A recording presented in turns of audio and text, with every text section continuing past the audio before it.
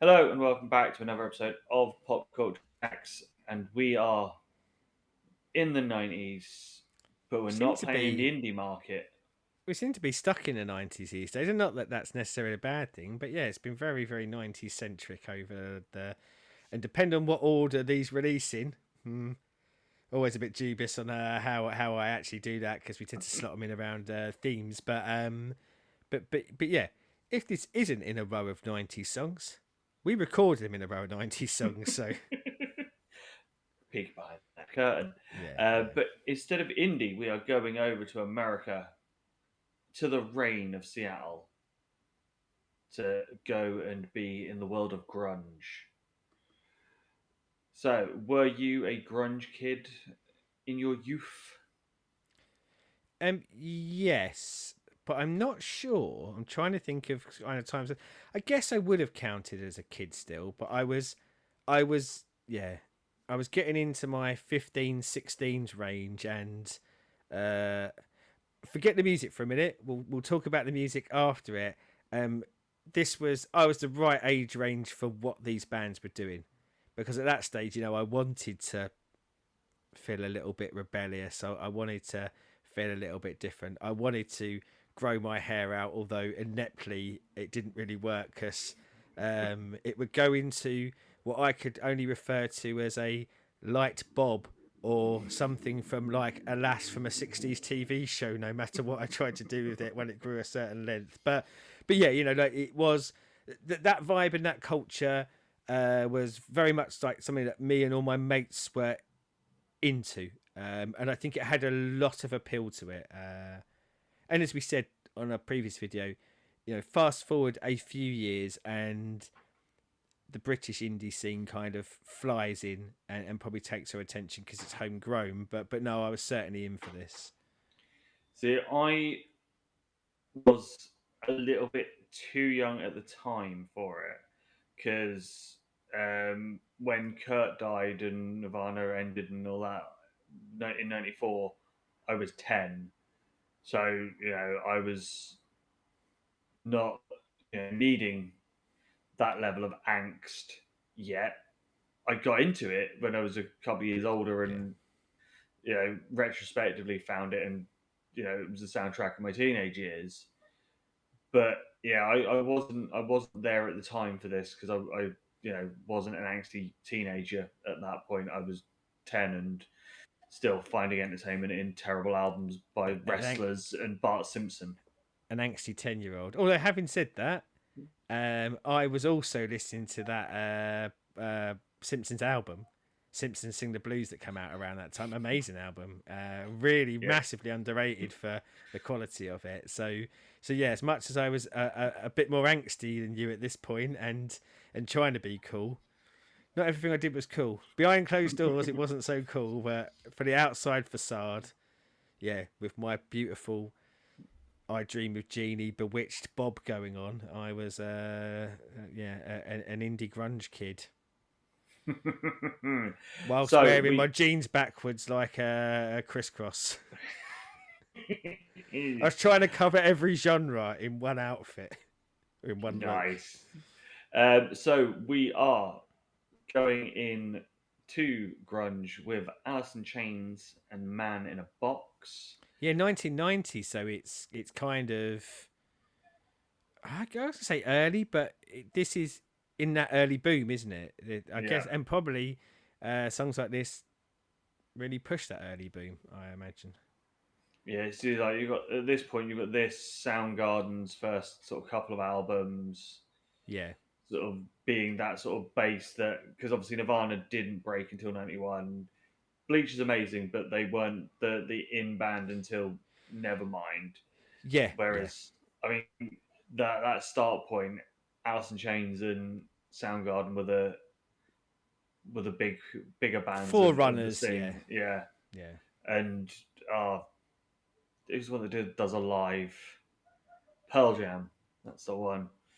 yeah. Sorry, I could have helped then. I actually Have knew the answer as well, but I was sitting there going, "Make him struggle." No, I wasn't. it. I forgot to speak. So, Man in the Box. song we should know very well from its wrestling connections. Um, but something you've heard recently, or Yeah, I would say for me, this song and a few Alice in Chains songs, still saying semi regular rotation for me. There's something. There's still. I'm not an angsty teenager anymore, but a lot of the let's just go with the grunge era.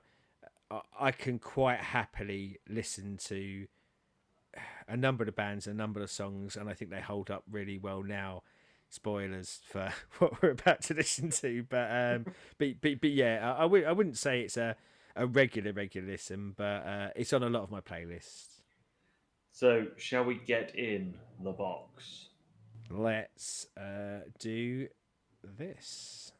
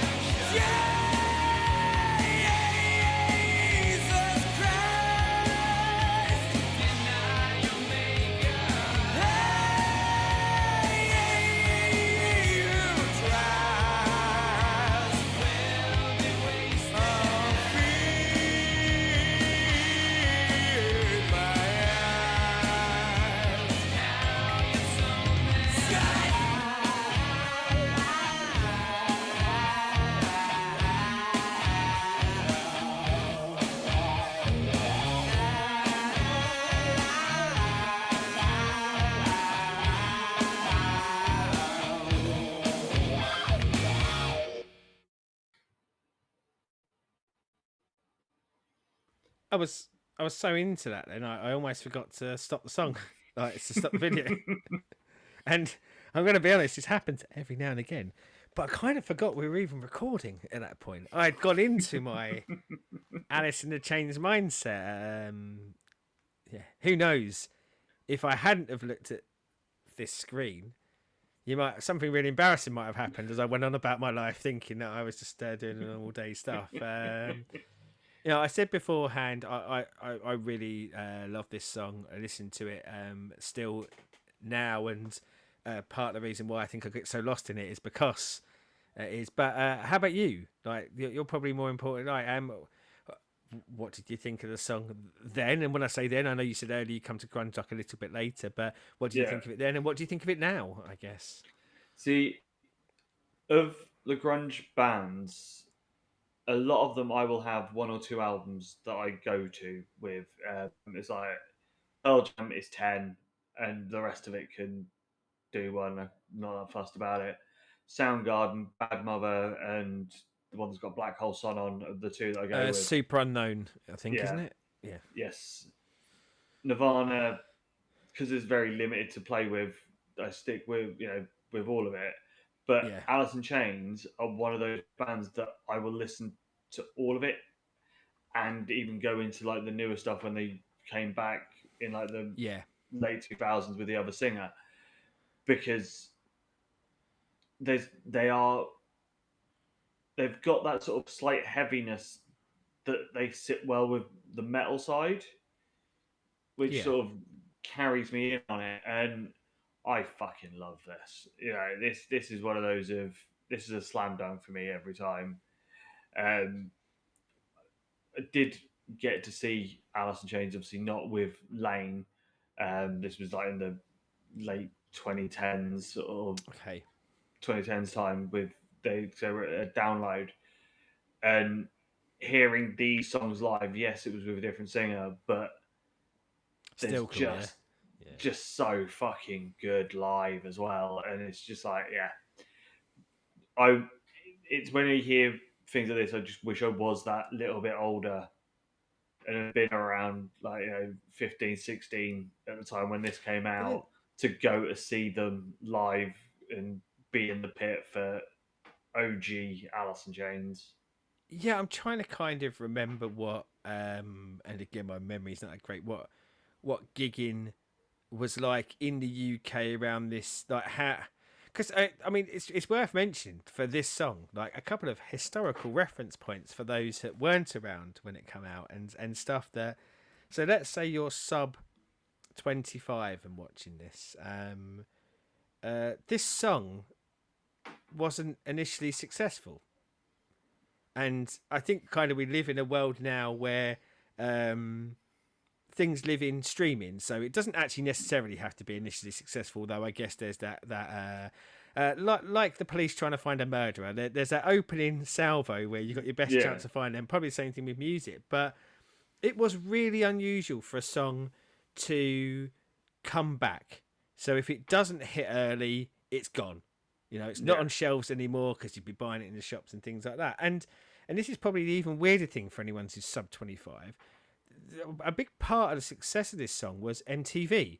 Because yes, MTV used to play music in a bygone era, but it got kind of chucked in. I guess someone at MTV or like Columbia Records pushed it quite a lot. Mm. But yeah, post it coming out, it got into the MTV rotation, and it really found its audience. And it Didn't probably it get a not. Beavis and Butthead as well? I think it was included in that as well. Yeah, but it probably really helped not only obviously Alice in Chains this song, but it probably helped the whole kind of grunge movement because it really got a lot of momentum off the back of that. And yeah, it's so odd now because say MTV, as far as I'm aware, hasn't put anything but a reality TV show on any of their services for about a decade at this point, and If not and more. and, and yeah, and yeah, like it was a very odd. Oh, I say very odd. Sometimes it's very normal at the time, but very odd compared to how the music industry goes now. That yeah, your song's dead in the water after a month. Like it's a miracle for it to ever find an audience or find any success if it is one of the singles. And I probably found it from MTV. I don't think I knew it before it was thrust down my throat. Mm. But good on them for doing it, because they thrust a lot of crap down there in its time. It's nice for them to have thrust something that I really love down there as well. I love his Yeah, singing style, like you said though. I do think he's got a great singing style, and I will jump into the music in a minute, and we'll pick up on that a bit. But I did want to focus on that because I think he is a real unique selling point for the band, isn't he?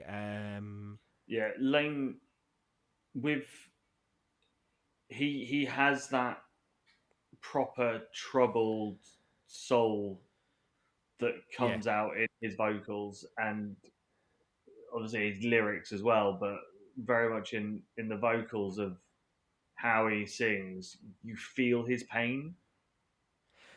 But at points, I think some of the delivery is.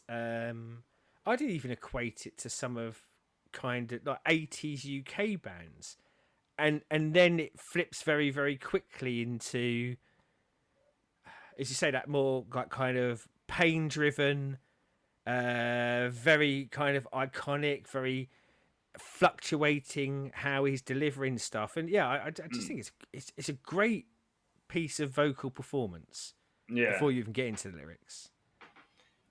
and I am a sucker for a little bit of the older wah pipe in with the guitar Yeah, riff.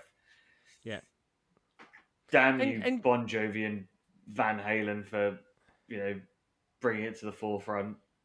well, and some of that music through it, like probably at the beginning, I think there's a lot of kind of funk in there as well, isn't there? Mm.